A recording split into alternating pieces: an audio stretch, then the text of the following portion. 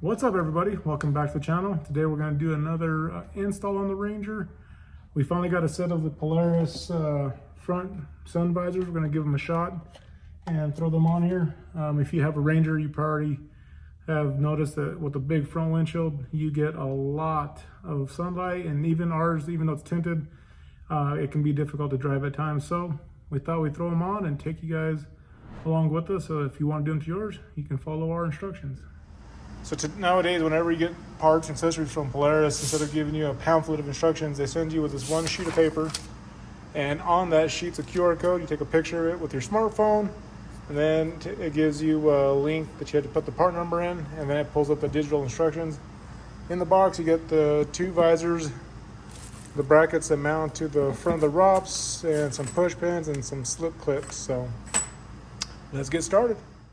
So the first step in actually getting this install is removing your upper little panel here, and tells you to remove the dome leg because it wants you to actually take this headliner down. But since our unit has the new speakers and stuff on here, I'm gonna see if I can just pull a couple of these push clips and take this down and see if I can make the cut here in the headliner in place without taking it all the way down. So let's see if my idea works or I'm SOL.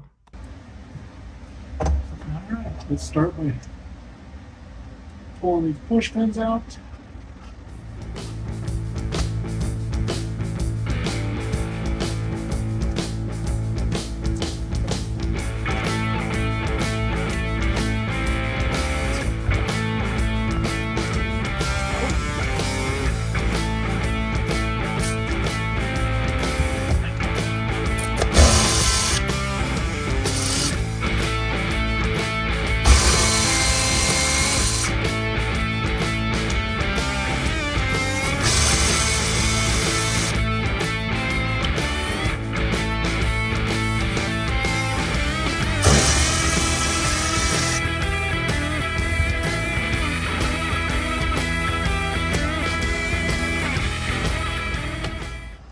So the next step is on these brackets is to actually put these little push nuts on here if I don't drop it.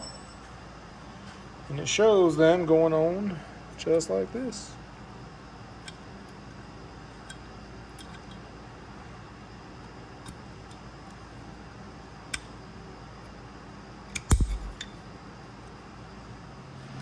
So after you've assembled the little brackets with the nuts on there that they send you, next thing you have to do is actually cut a slit on the headliner so that this portion of the bracket can stick out and you can bolt the sun visor to it. What I'm going to try to do is actually temporarily mount this to make sure I get the bracket in the right spot, and I can cut the exact location and not mess up. So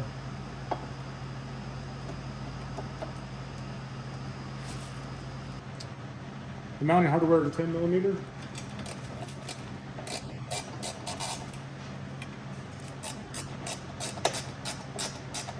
Make sure not to pinch your washer fluid line as well.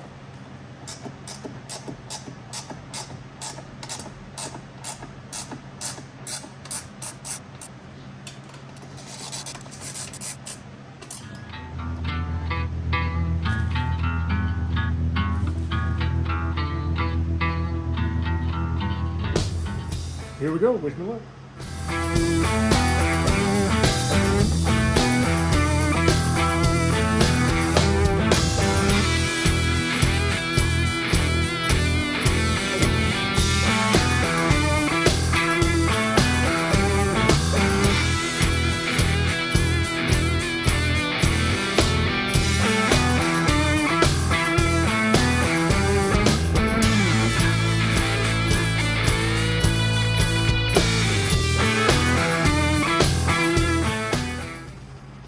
The instructions say to make about a 3-inch long cut.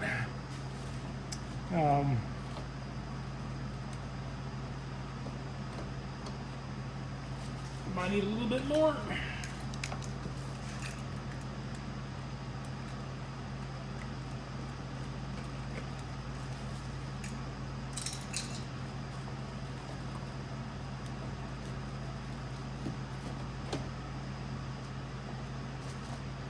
Something like that. That's all of our wiring back up, but that should be the money maker right there. So the last step to complete the install on this side is to mount the visor. It'll look like that, and then you got a couple 10mm bolts to put in, and then we can do the driver's side. Same process, but other side only.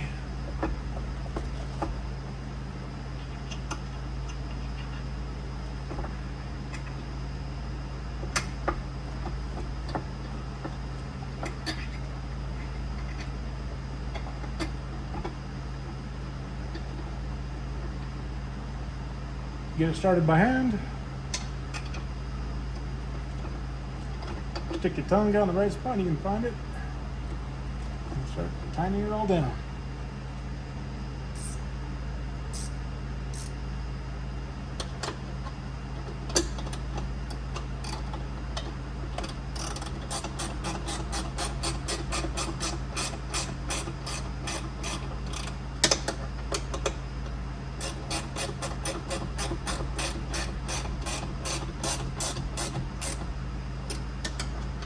No need to go He-Man on it.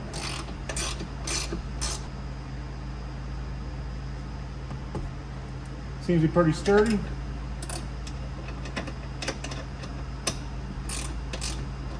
And that's it. That one's done. Put the push pins on this side and we go on to the next one. Last thing to do, like I mentioned earlier, was put the push pins back in. I'm not sure if this one's going to go back in. I think, yeah, it's covered by that bracket, so it's now takes place of the push pin. Put everything back the way it's supposed to look and be. I'll leave that to do the driver's side one still, but that's done. Time to repeat on the other side.